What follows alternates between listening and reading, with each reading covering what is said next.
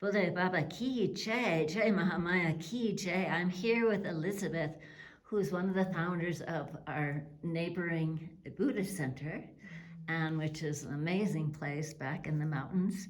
And every year, she and Rinpoche bring Mother this beautiful sari. Can you show it to us? Yes, it's very And beautiful. she's going to tell us where she gets it. And my question is, what is this connection between you and the Buddhist Center and the Divine Mother, and specifically the Divine Mother here?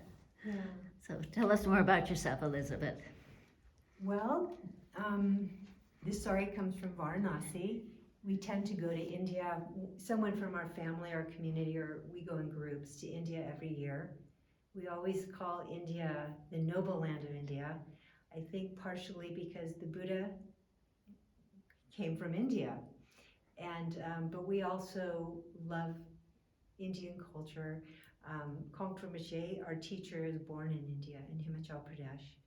It is just a very special place. It's very lively and it's very vibrant, and spiritually, so much has happened in India. And I don't know, my experience of India is that those who practice Hinduism also love the Buddha. So there's just, and we have some friends who are sitting here with us now and they're shaking their head, yes, because they also come from India. So I don't think there's some kind of affection, natural affection, I think, for Lakshmi or Ganesh, or I have a big Ganesh statue in my house. We always make offerings when we go to India to also other deities, and really cherish the tradition. So there's that. And then the other thing is, because we like you, we like our community, and we love what you're doing here. And we also have, our Buddhist tradition. There's a lot of emphasis on retreat practice, and also study, but also prayer and supplication, and offering and devotion. So we also understand this is a very devotional place, the ashram. And I've often come here in the mornings, and I love to do the chanting with all of you. And the mind that is devotional is such a sane, beautiful, appreciative mind. It's a way to poise our mind in a way that's very human and natural and humble. And we all cherish that as being something like grace. It's gracious and it's grateful. So that's another reason.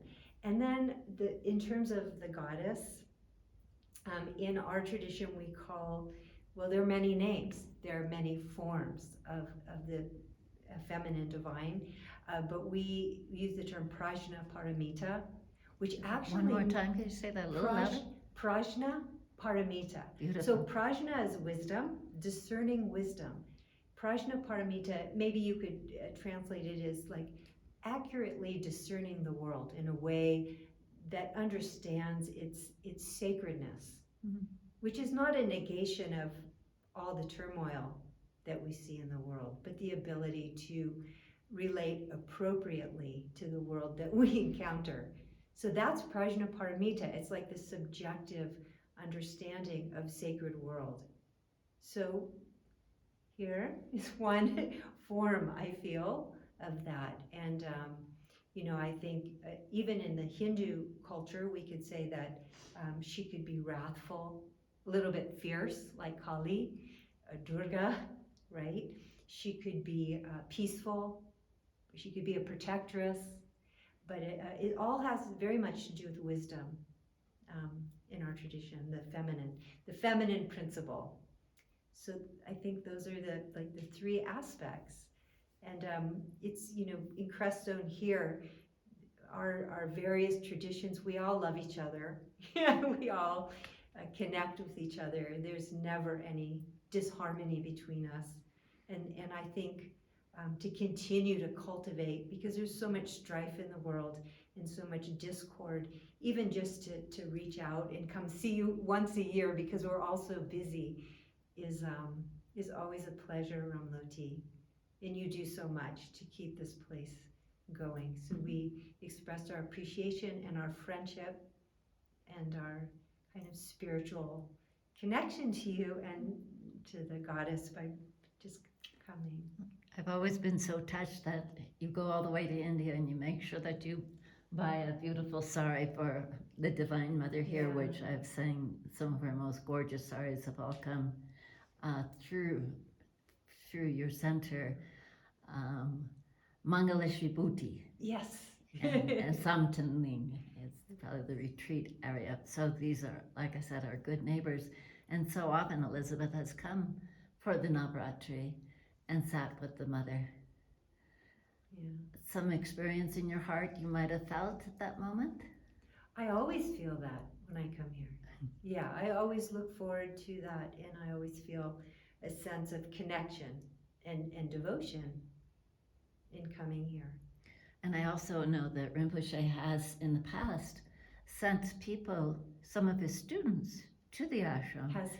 to pray Yeah. to the Divine Mother. Particularly one time we were in a terrible drought, Mm-hmm. and several of the students came up offering fruits and flowers, perhaps like Yeah. that. Yeah. Any comment about that? Well, we always make a lot of offerings at our temple too. It is a part of our tradition. And then, we come here to ask for protection and for insight. And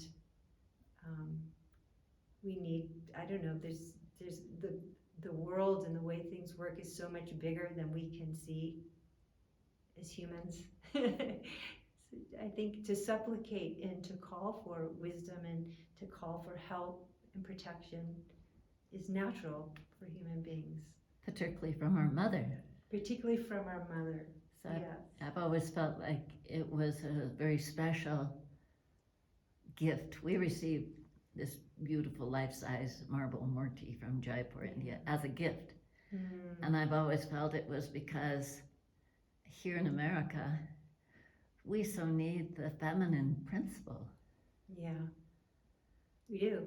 And so Yeah, we're lucky. we can receive that Yeah. as we sit in there, this idea of compassion and love and Yeah.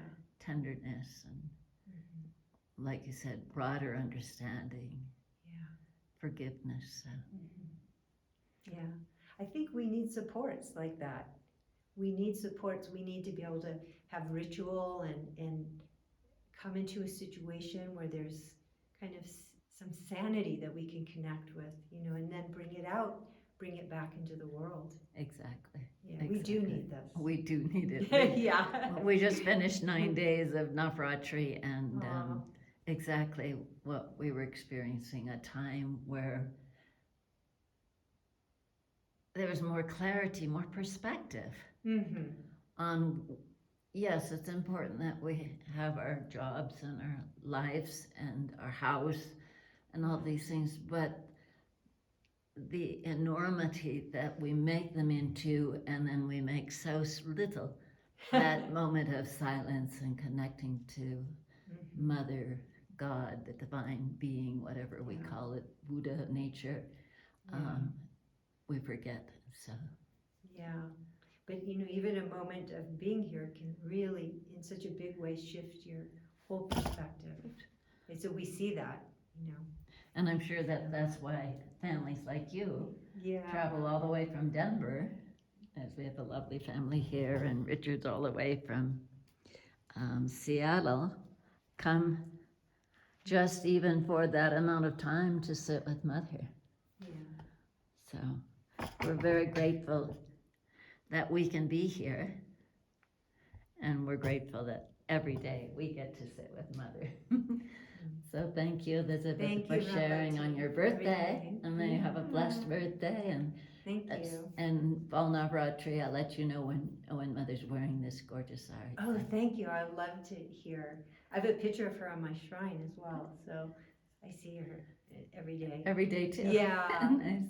And now I'm going to go see my other mother, the mother who gave birth to me. So Yeah, Yeah. who's dying, and so a beautiful transmission and transition where a daughter gets to be with her mother as she transitions to the next Yeah. world. Give her our love I will, and also gratitude to Rinpoche and the whole of Sangha. course. Yeah, I'll let them know. So, Yeah, Bode thank you. Baba Ki. Che.